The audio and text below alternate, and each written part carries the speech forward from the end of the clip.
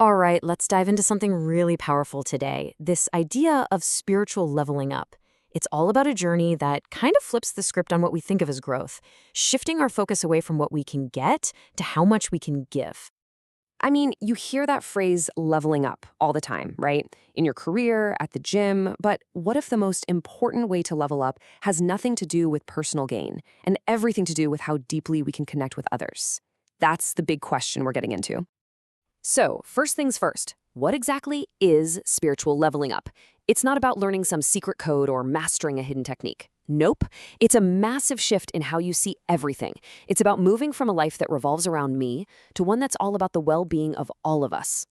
At its heart, this is a conscious choice. It's a move away from that constant hum of self interest and a step towards a really deep understanding of connection, of empathy, and what the source material calls sacred service. You can really see the two choices laid out here. On one side, you've got the path of self interest, which is all driven by the ego. It creates separation, it's all about elevating yourself. But then you look at the other side, the path of sacred service. That's about empathy, connection, and lifting other people up. Spiritual leveling up is just making that conscious choice to walk that second path. Okay, so where in the world do you start with something so huge? Well, the first path actually begins surprisingly close to home. It starts with our neighbors, with the people right there next to us. And we're talking about so much more than just being polite or, waving hello. This is a deep intentional practice. It's the active choice to look at another person and see the divine in them, to recognize that we're all connected at our very core. So, how do we actually do that? Well, it gets broken down into these three incredibly powerful steps. One, serve with humility. Two, forgive freely, no strings attached.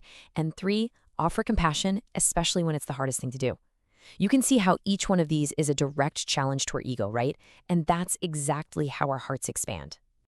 And when you start to live these steps, that humility, forgiveness, and compassion, your entire definition of what power even means starts to change. You begin to realize it's not about putting yourself on a pedestal. It's about what this quote says. True power is all about lifting others up. Now, this circle of compassion, it doesn't just stop with humans. Oh no. The second and equally essential path on this journey is all about our relationship with animals. And get this, the idea here is to see animals not just as pets, but as our teachers. I mean, think about it for a second. They are masters of unconditional love, of total trust, of patience, and of being completely present in the moment. These are all things that we humans have to work so hard to even get a taste of. Just let that sink in. Silent teachers. They don't give lectures, they don't write books, but their lessons in pure love and simple presence might just be the most profound we ever learn. This completely reframes things, doesn't it? It's not just about being an animal lover. It's about stepping up and embracing our role as caretakers, as stewards. It's a practice that honors the simple, beautiful fact that all life is sacred. Okay, so we've got these two paths, loving our fellow human beings and loving animals. But what happens when we start to see that they're not two different roads at all? What if they're actually leading to the exact same place? And that's the key right there. This isn't a spiritual checklist. It's one single, unified practice. It's a feedback loop. The compassion you learn from caring for an animal makes you a better human to other humans. And the empathy you show a neighbor deepens your respect for every living thing. It all works together. When we practice this kind of unified love, we start to dismantle something called the illusion of separation. That's just the fancy term for that false, ego-driven belief that we can rank lives, that some are more important than others. When you love universally, you just know that's not true. You feel the connection. Which brings us to the ultimate point of this whole journey. What happens to us when we commit to this path of universal love? The short answer? We completely transform.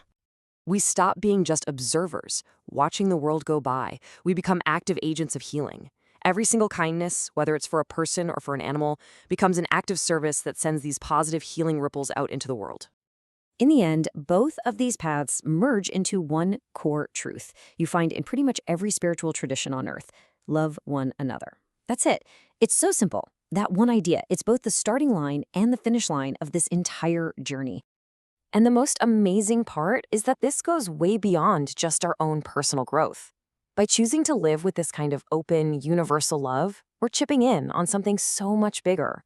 Our individual actions add up and create a collective shift, helping raise the vibration for everyone. So let's end right where we started with a question for you to take with you. After all this, it really just comes down to this. What is one simple act of love for a person, for an animal, that you can offer to the world today?